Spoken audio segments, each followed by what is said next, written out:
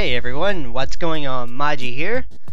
This video is of course the patch notes rundown for the update of December the 11th, 2012, which brought the player-owned ports into the game. There's a lot this week, so I'm going to get right straight on into it. First, up under the graphical category, some flickering issues in the Wizard's Tower have been fixed. A black texture no longer obscures the camera in the large Barrow's crypt. Ectofunctus slime no longer appears to float. A crow in the Draenor market no longer glides around. Trying to stop resting in certain situations no longer causes the player to animate strangely. The RuneScape logo when logging in with Facebook is no longer stretched. The Lumbered Cellar has got its creepiness back. You can no longer walk through a small section of the wall in the Goblin Maze. An incorrect symbol has been misleading adventurers in the Goblin Maze. This has now been corrected.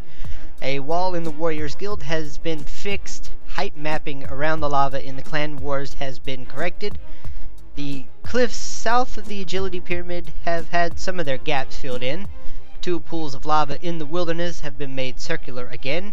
Height mapping around the Red Dragon Isle has been corrected. The furnace in Al-Kharid, more specifically Zeki's house, is now shown on the map. The Ozan teleport has been sped up so that the player doesn't teleport when on the screen. The size of the brutal claws has been scaled down when sheathed to be in line with the other sheathed claws. They fixed a strange stretching issue with male characters wearing ghostly hoods. Spiked ponytail haircuts on females no longer causes stretching from the face area. They have fixed a small lighting issue in the Brimhaven dungeon. The Zamorakian spear is now held correctly when in combat.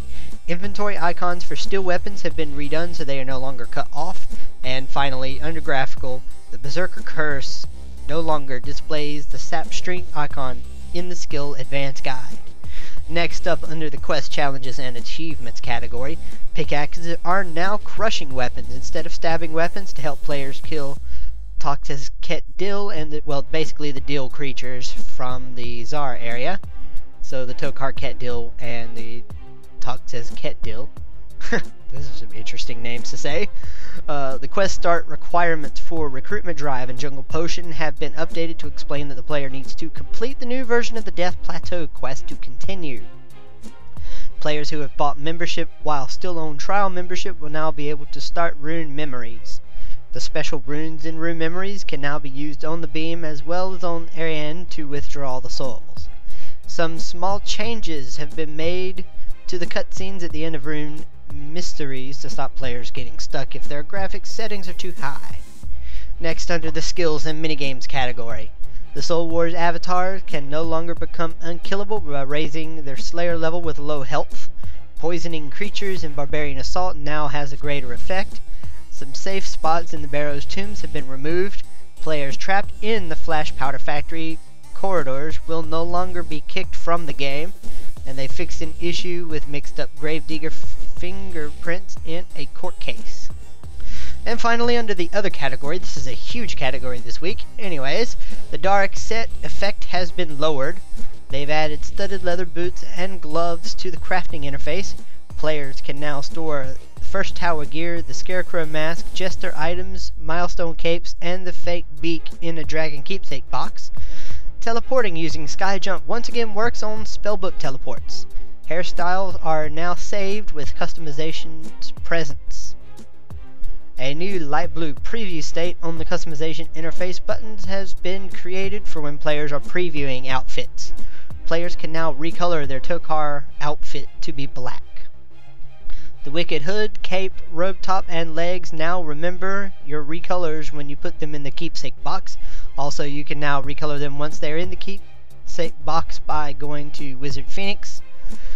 Players can no longer wield 2 enhanced Excaliburs by speaking to the Lady of the Lake with the Excalibur equipped.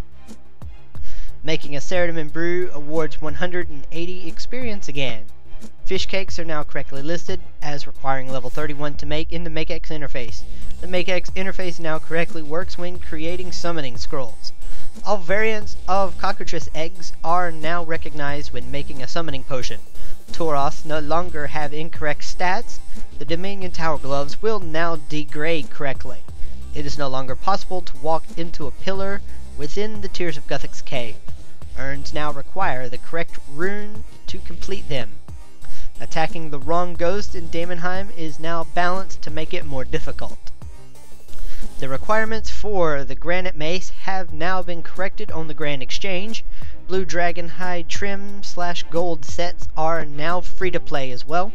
Banker gnomes are now facing towards their customers. They removed a forced walk tile in the tree gnome stronghold by the swamp. Players are no longer forced to move away from a rock to the south of Draenor. Stats have been added to the Fremennik helm. The Black Guard should no longer be aggressive to low-level players. The corrected level requirements on mouse over information for the enhanced split bark helms. The Xanaris agility shortcut now deals the appropriate damage if failed. The Third Age Mage robes now state the correct defense level requirements. The Romancer's Gloves 9 no longer change stats when the Dragonbone upgrade kit is applied to it. So this should be the Dragon set. Players can no longer pick up the stick in the Werewolf Agility course while squeezing through the pipe. The Charge Earth Orb spell now lists the correct level requirements. Players can no longer run over the lumbered swamp water. Killing the first troll in the opening game sequence with no weapon equipped no longer disconnects the player. Players can no longer stand inside the Alcarid Bank flagpoles. Implings no longer fly through the cliff in Alcarid. They flattened some tiles near the Desert Strikeworm area to stop drops from disappearing under the ground. The Rune Crafting Guild map now works correctly when a talisman is used on it. Horned Grax can no longer be killed using familiars. They've removed poison weapons from the loot tables for the shade burning activity.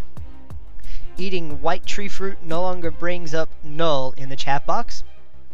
The Dagon High robes requirement has been updated in the skill advance guide. The bank interface in Darkmire no longer closes if you're trying to deposit what you are wearing while wearing the Darkmire clothing. Players can now place their cannon in the middle of the Calphite Guardian dungeon without being told there isn't enough space to set up there. The Ganodermic gloves will now prevent damage when picking nettles. The tooltip for Heimcrab potatoes now states the correct healing amount. They've made some corrections to the report abuse interface as some text and buttons were misaligned. The Jousting Lance now overrides Dungeoneering Spears correctly. The Dragon Keepsake box is no longer listed as being dropped in the wilderness. Recolored versions of the Robin Hood hat no longer have an extra 40 ranged requirement. Treasure Trail sweets, toffee apples, and sugar skulls now heal an appropriate amount of life points. The Armadillo Coif now counts as an Armadillo item in the God Wars dungeon.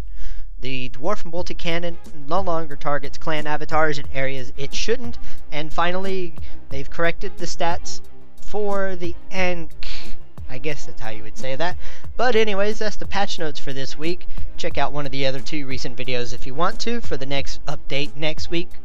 Subscribe to the channel because I'll be giving the patch notes rundown for that as well. And of course, hit the like button below if you liked the video, and thank you all for watching.